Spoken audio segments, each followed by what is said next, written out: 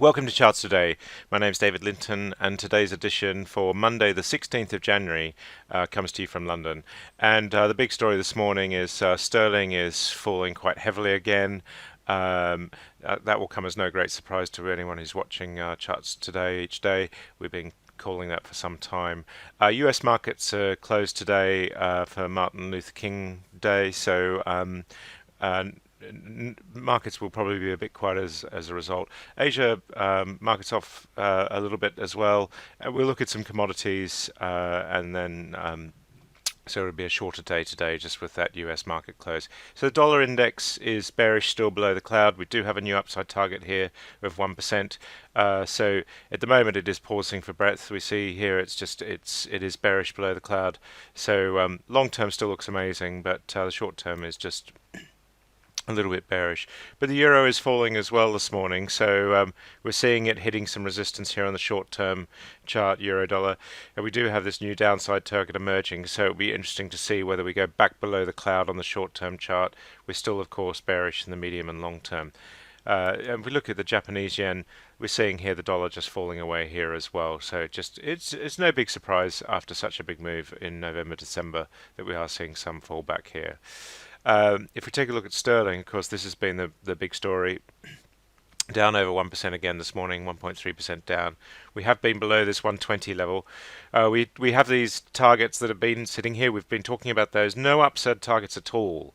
So this is pretty bearish. Bearish below the weekly, bearish below the daily, bearish below the 60-minute. These charts have really been bearish for ages, and we've been saying that for a couple of years now. Sterling just looking really bearish, and we're seeing these downside targets given here: 115, 119.23, almost a dead cert that we're going to be below this 120 level for pretty soon. We've been below it again this morning. Looks like we're saying goodbye to the 120s basically. We've activated a new downside target here of 102. So again, that's just confirming we've got lots of downside targets here, more downside targets into the 90s here. So we do see sterling going below parity on these charts at the moment. If we take a look at the 1-minute chart, we see the price action here, and in fact if we go back, this is over the last couple of days, we saw here the opening, we just fell away completely here, and that's really where we've opened this morning. We've now got this sort of range between 120.60 and 119.90, so we're really just waiting to see where we break on that range, but at the moment looking pretty bearish. And if we look at the short-term targets, 115 50, that's there. And if we go, we do get the occasional upside target, but they're short-lived. That target being exceeded is bearish. We just go to some bigger box sizes, 113, 118.50. So we are seeing that weakness just continuing. Looking against the euro, down to 113. That's again sterling just falling, coming back below the cloud here on the daily chart on the price. Bearish on the short term. Against the Swiss franc, again disastrous if you're a skier, and this is falling again. We're at 121.40 this morning. And if we look at the Australian dollar, this was as high as 170 just a week or so ago. We're now down to 160, so we're seeing sterling really falling away here too, back below the cloud. So sterling weakness is really showing through. Futures markets just down very slightly, but if we look at the FTSE, we had 12 consecutive days on the run. That's been an incredible run. We shouldn't be surprised to see a down day at some point soon. We are up again this morning very slightly. That sterling weakness powering FTSE 100 companies ahead. There is a shortage of short-term targets at the moment, so that is a key factor. We are bullish on all three timeframes, very much so, but we almost need a pullback to generate a new target to get excited about the short term. And the FTSE 250 is just down a bit this morning, so we're seeing that as well. DAX is up slightly, but really just toying with this cloud at the moment. We are just above the cloud, so DAX still looking pretty good. I mentioned Asia was down. Nikkei's down 1%. So we're seeing that yen strength, or the dollar weakness against the yen, is just filtering through into the Japanese market.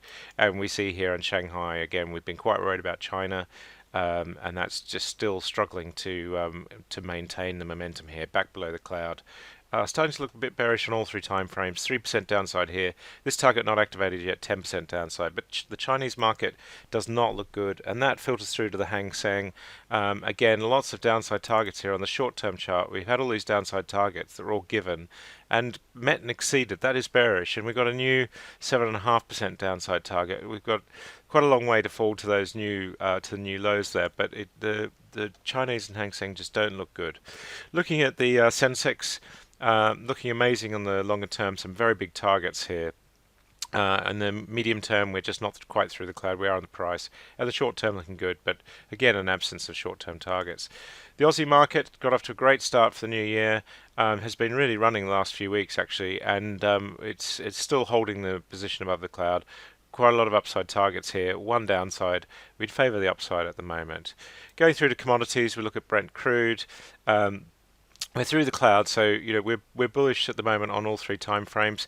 We do have a new downside target here to 53.85 on Brent, but to be honest, these bigger targets are dominating into the high 50s, 58, 59, then onto the 70, 72, 76. So, and it is our strong time of year, so we expect Brent to do quite well. It's much the same is true of WTI, of course.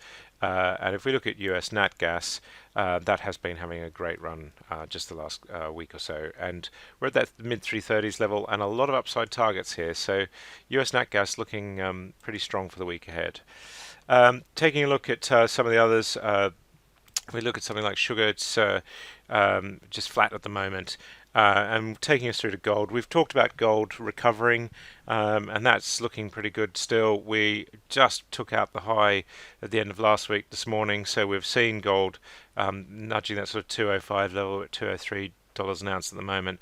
This will produce a new upside target, this target here, and of course these thrusts off the low will give us new targets as well when they're locked, those columns.